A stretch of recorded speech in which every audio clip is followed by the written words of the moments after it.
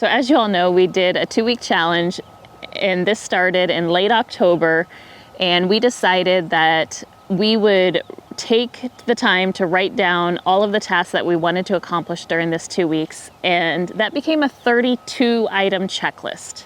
A little bigger than we anticipated, but we committed to the challenge and said, hey, let's just take the time, let's knock these things out, and that'll get us one step closer to completing all of the chicken areas and also getting us winter ready. Our ultimate goal is to start working in the house again, but we knew we had to wrap up and button up a few things outside before we could put our focus back into remodeling and fixing up the house. What we did is we sat down and we just used Google Sheets, put down in order, we prioritized them, so priority level 1, 2, and 3, which was very high, or a nice to have. And then we assigned who was going to lead. Was that going to be Nate leading the effort? Was it going to be myself leading the effort? Or was it something we needed to kind of tackle and combine together? So that's how we created our list. And we're going to walk you through what exactly was on our list, what exactly we completed, and those few items on there that we have not gotten to. On our list was completing a lot of the chicken projects that we had started and were expanding now that the chickens were getting old enough to be in their own separate groups and their own separate breeding pairs. The first item on our list was to complete this 3rd Vever coop.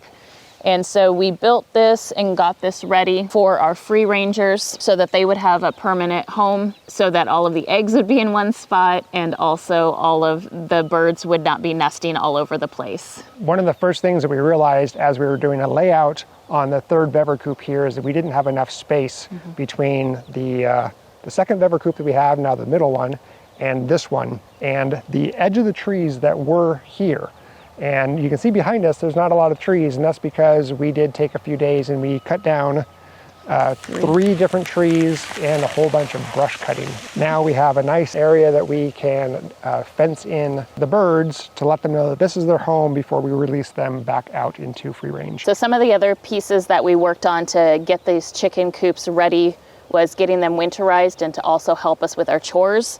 So what we did is we went ahead and did automatic feeders, the no waste feeder systems. So took 5-gallon buckets and drilled in the little feeder ports in each of the buckets. So every coop now has these. The other thing that we did was doing automatic water systems. Again, both of these chores were to help for winterization and also to help with the amount of time it took to do all of the chores. For this coop specifically, another item on our list was to build this nesting box. And this is a hen gear nesting box. We decided to do it with the egg collection unit on the outside.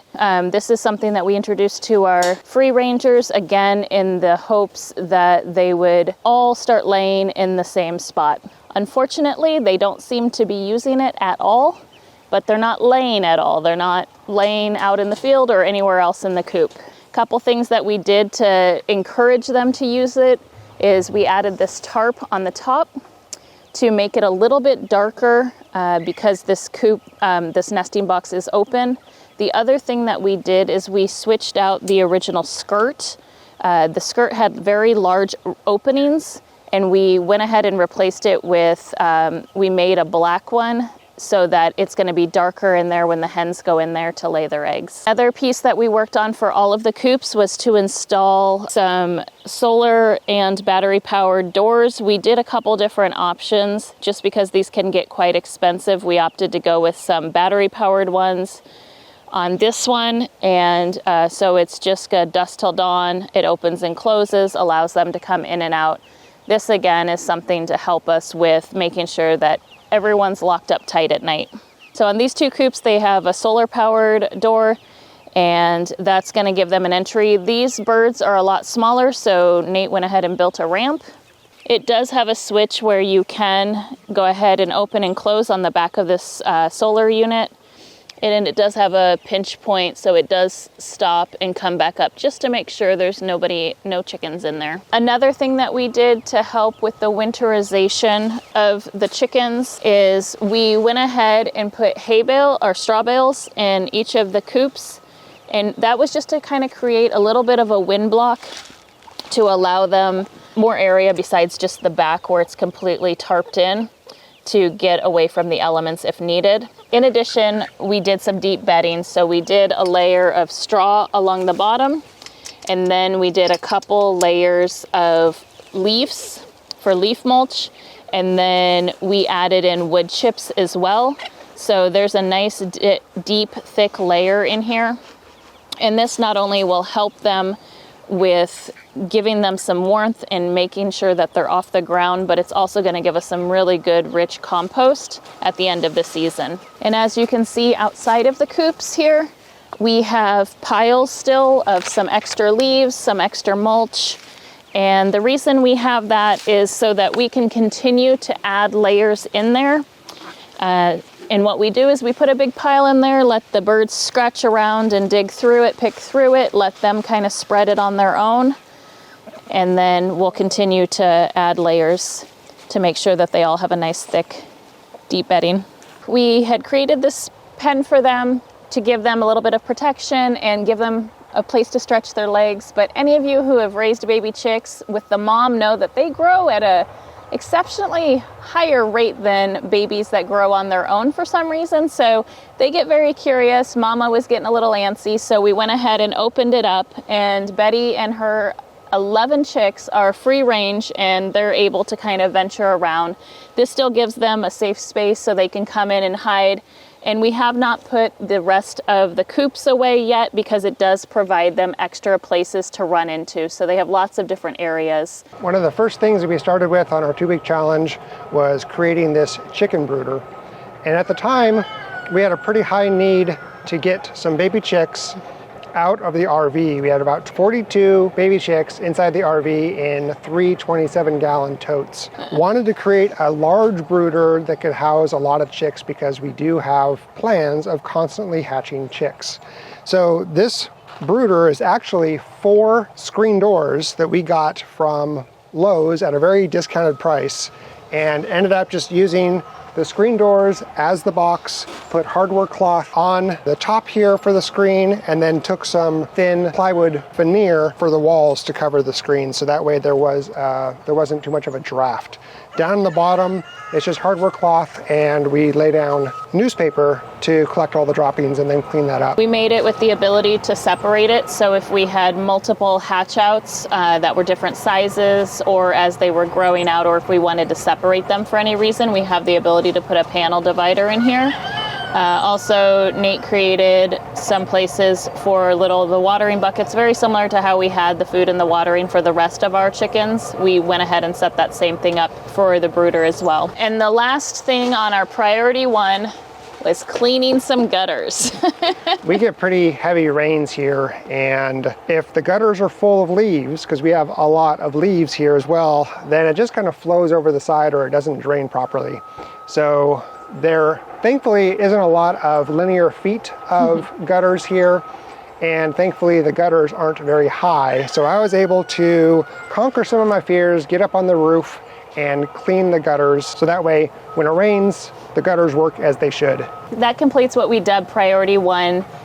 Just not to repeat ourselves too much, the deep bedding, the feeders and waters for the chickens, along with the automatic doors, was completed in every single one of our chicken areas. When we moved onto this property about 18 months ago, this driveway really didn't exist. There was no gravel, so we put some 3-inch rock down just to give it a nice solid base. We found that we really didn't like the way that felt walking on it, or the dogs, they wouldn't walk on it, so they created paths next to the driveway. So we knew we really needed to get a proper layer of 3/4 minus onto the driveway. So we went ahead and bit the bullet and ordered 3 truckloads of gravel. So I think that was 15 tons, or no, each is 10, so 30 tons. 30 tons of gravel to do our driveway. And we love it. Yes, it's much easier to walk on. It's a lot easier to drive on. Mm-hmm. We ended up having the truck driver do most of the spreading, both around the carport, the RV, and down the driveway. Mm-hmm. But there were some areas that they just couldn't get into. So they created some large piles for us to then spread. We borrowed the neighbor's tractor, and I took a stab at learning how to run a bucket, spreading some gravel. Took me a little while, but I got it finally, and the results... It looks awesome. Yeah, it looks awesome, and it's very functional. Yeah. We used that same tractor to move some of the mulch around for all of the chicken areas as well, since we were borrowing it for the day. Yeah. In front of our house, it was just a muddy, sloppy mess. So over the course of much of spring and summer, we've been working on getting that completely redone and laying gravel down. So now we have pea gravel everywhere, and what we wanted to do is we had one final pile, about 5 tons of gravel, that still was a pretty big hump. So when you drove through it or when you walked through it was really deep. So Nate, when he had the tractor, he went ahead and evened that out and spread that out. So now we're almost 100% finished on all of our front landscaping. Exciting. It is exciting. It's very nice. It looks so much better. It really does. Another thing that we did in this main front area is we knew we needed to organize the carport. We had a lot of items in there that, it's just easy to collect feed bags, and our food storage was in there. We had a lot of all of the remodel, everything that we're getting ready to start working on for the house is in there. So it was getting pretty cluttered. It was hard to find what we were looking for. So we decided, I think it took us 2 full days. 2 full days, yep. To take everything out, go ahead and organize it, clean it out, and then build some shelving and build some stuff to get it put back together. Yeah, so we have an organized spot for all of our chicken, geese, pig, sheep, and dog materials and food and stuff. We have an area for our gardening supplies, a clean, large space that we can park the lawnmower, tricycle, gorilla cart, wheelbarrow. Those have a spot, and it's really easy to get in, get out of the carport. It's been a pretty significant improvement up here in this, in kind of the living area of our property. One of the items that we're both really excited about is the fact that we were able to significantly reduce the size of this big pile of rubbish. I mean, this pile was here when we started clearing out the trees around the house. And it just kind of, over the 18 months, we just kind of kept throwing items onto the pile, things that we wanted to burn. And finally, because we were clearing out the area for the third bever coop, and we had 3 trees that needed to be burned and a bunch of brush, we just decided, let's go ahead and get that burn permit and do a giant burn of this pile. And it reduced it at least by 75%. What you see here, what didn't burn, majority of it is root balls and dirt, and that's why it didn't burn. So now it's going to be going through and trying to clean it up. We tried to burn it last year, it would not burn. So we were very grateful, because one of the other items on the list was to clear the perimeters around the chicken coops, and that's the reason why we took down those 3 trees, not only to give extra space, but to make sure the trees weren't right up on top of the coops, because we didn't want anything to be able to sneak up on the chickens.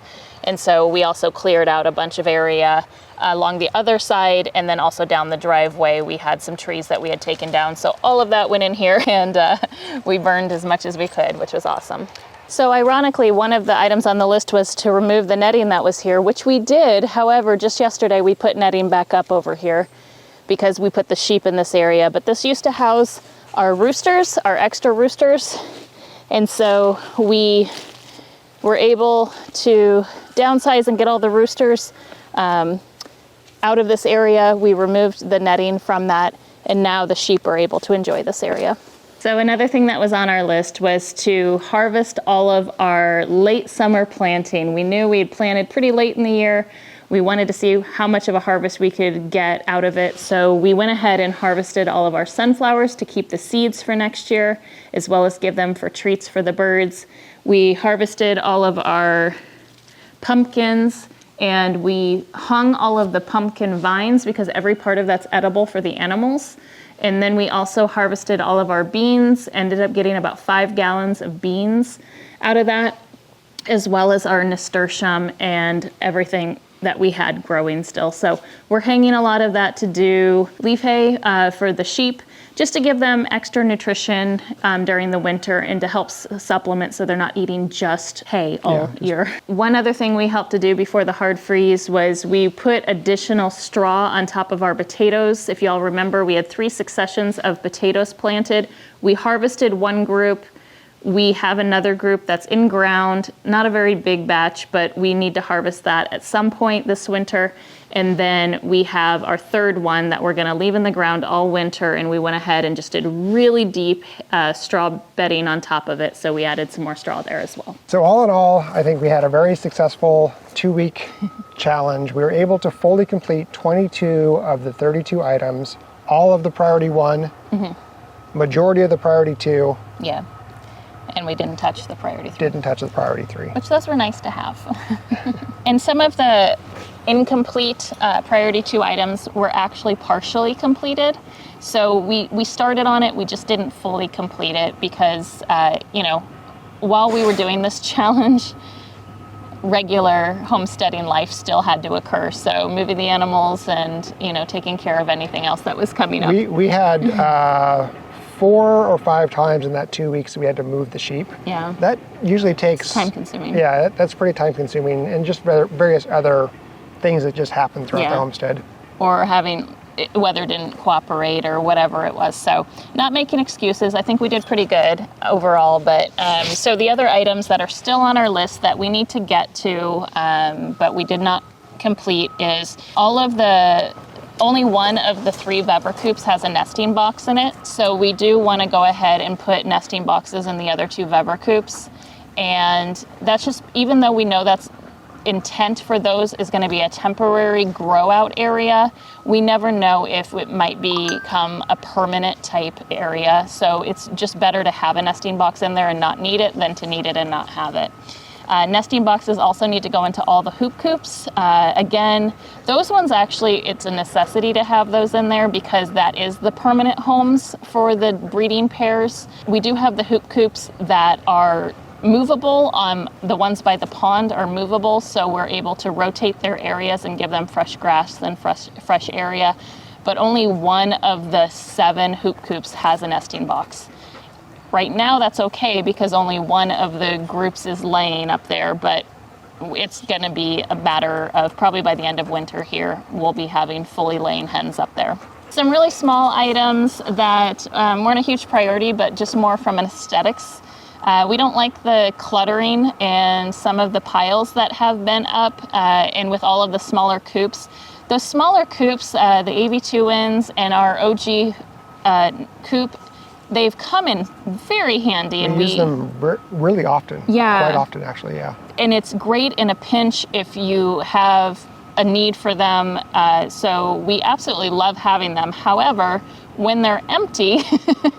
they're kind of just an eyesore, and sometimes they get in the way. As mentioned earlier, right now they're out and about, and Betty and the chicks can use them as they need to, but we would like to have them have a permanent location for us to store them out of the way when we're not using them. Yeah, so getting those cleaned up and stored for winter was an item that we did not get to. The OG coop, that one we built, oh man, has it been 2.5 years ago? 2.5 years. We built it when we were at Mr. Wayne's. So as soon as we moved onto his property, we ordered chicks and built a coop. And so that has been through, and we even transported it to Sean's as well. So that has gotten some miles. It's been on 3 homesteads. Yep. Yeah, and it's in a little bit of disrepair at the moment. It's still functional, but there's some repairs that need to happen to it, and we need to clean it out, and that was on the list, but we did not get to it. The sheep and the dogs think the ramp is for them. I mean, it's been used very well. So that was technically 4 items. So the nesting boxes and cleaning and putting away the coops, and then also kind of repairing the OG coop. So that was 5 items. And then we have clean and organize around the RV. This is something that we kind of partially did. We were able, as part of the carport clean out, we were able to organize some of the areas and part of the burning, we were able to get some of the branches and the trees and the things like that, piles that have just been sitting there, put away. We still have to tackle I'm looking right at it, you guys can't see it, but I can. It's a huge stack of pallets and all of our extra chicken coop and hardware cloth from all the projects. Now that we're pretty much done with those builds, we can now put that stuff away and get it into an area, hopefully, that's not right in eyesight. Yeah. Clean out the trailer and the garbage. We were able to get all of the trash out of it, but what we still are working through is a lot of the recycling and some of the, it's mostly just recycling in there now. Mostly recycling. So we're just taking trips to the convenience center when it's open and just getting that now. So we're pretty happy with it. There's no garbage in it. Another partial item was clearing the fence lines. This was going to be an outside hire. We did get estimates to have it done. We just haven't been able to get on the schedule yet. We were able to get some of it completed. And so we had a huge kudzu patch that was probably, what, a quarter acre maybe? It was an acre. It was a full acre? So a full acre of kudzu that has been just, as anyone knows with kudzu, it's highly invasive. Yeah, it just kills took over trees. everything. And so we wanted to get rid of that, but it was in an area that we couldn't access very easily. It was right up on our neighbor's fence line, and it was starting to go over the property line. So we knew we had to take care of it, so we were able to get that patch cleared out. And the very last item on the list was to clear out the back bedroom of the house. As you may remember, when we were doing the remodeling and when we removed the wall between the kitchen and the living room to create that nice open space, obviously taking down a wall creates a lot of debris. So we have a huge pile of wood we have to go through, and we just did not get to that. So we have that one project in the house left to do as well to get that cleared out. That's kind of a wrap up of our list and what we did, what we didn't do, what we partially did. Yeah, so again, it was a very successful, very busy 2-week challenge. That was Katie's time off from work. And so being new homestead owners, that means that you're constantly working on things around the homestead. Don't really get a chance very often to get off the homestead. And so that's what we did for Katie's 2 weeks off. Yep. And I think we both feel like we did a good job. Yeah. Things are a lot more organized around here. Yeah. Morning and evening chores so much quicker, so much faster, and overall we're in better shape for winter and to get back to the house. Yep. So meanwhile, thanks for watching. We appreciate it. Till next time. Yep. Take care. Bye. Bye.